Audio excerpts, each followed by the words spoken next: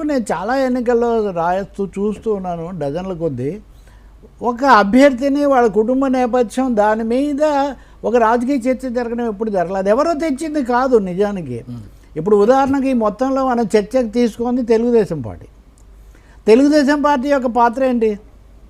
తెలుగుదేశాన్ని బలపరిచే వర్గాలు కూడా దానికి ఎందుకు అంత చాలా ఎక్కువ అంశానికి నిజానికి కాంగ్రెస్ కంటే కూడా వాళ్ళు ఎక్కువ ప్రాధాన్యత ఇచ్చిన పరిస్థితి కూడా చూసి ఒక ఈక్వేషన్ అయింది.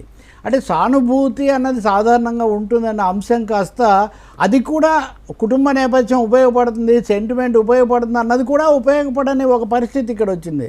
Telangana sentiment, KCR sentiment, family sentiment ఇవన్నీ కూడా పనిచేయని ఒక పరిస్థితి ఎందుకు వచ్చిందంటే అంత తీవ్ర వ్యతిరేకతో లేకపోతే విశ్వాసం పొందలేకపోవటమో ఏదో ఇందులో ఉంది అనే ఒక అంశం మనం గుర్తించాల్సిన అవసరం ఉంది కదా. ప్రభుత్వం ఎక్కువ చేసింది, తక్కువ చేసింది, లేదా పాలక పార్టీకి అడ్వాంటేజ్ ఉంటాయి.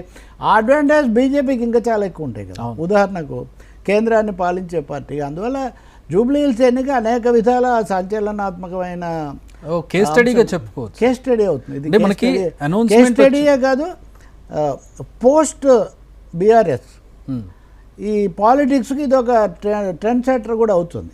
ఎందుకంటే హైదరాబాద్ ఇందాక మినీ ఇండియా అన్నట్టు తెలంగాణ మొత్తం ఒక ఇదైతే అంత ప్రభావం ఇక్కడ ఉంటుంది.